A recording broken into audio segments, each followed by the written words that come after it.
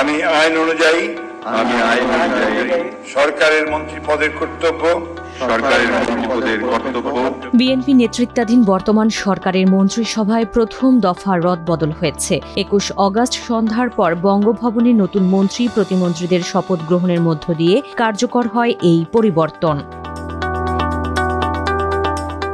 এদিন সন্ধ্যায় বঙ্গভবনে রাষ্ট্রপতি হিসেবে শপথ নেন মির্জা ফখরুল ইসলাম আলমগীর।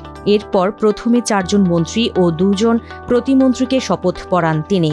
এই রদবদলে বেশ কিছু গুরুত্বপূর্ণ মন্ত্রণালয়ে নতুন মুখ আসার পাশাপাশি পদোন্নতি ও দপ্তর পরিবর্তন হয়েছে কয়েকজনের।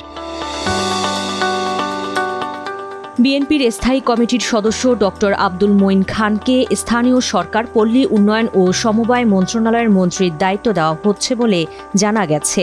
বাংলাদেশ জাতীয় পার্টির চেয়ারম্যান ব্যারিস্টার আন্দালিব রহমান পার্থ পেতে যাচ্ছেন তথ্য মন্ত্রণালয়ের দায়িত্ব।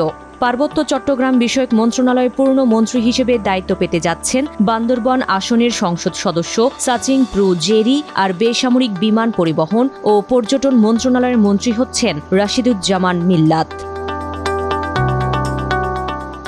এদিকে প্রতিমন্ত্রী হিসেবে শপথ নিয়েছেন প্রধানমন্ত্রীর পররাষ্ট্র বিষয়ক উপদেষ্টা হুমায়ুন কবির ও গাইবান্ধা ৪ আসনের সংসদ সদস্য মোহাম্মদ শামীম কায়সার লিংকন। এর মধ্যে ধর্ম মন্ত্রণালয়ের প্রতিমন্ত্রীর দায়িত্ব পেতে যাচ্ছেন লিংকন।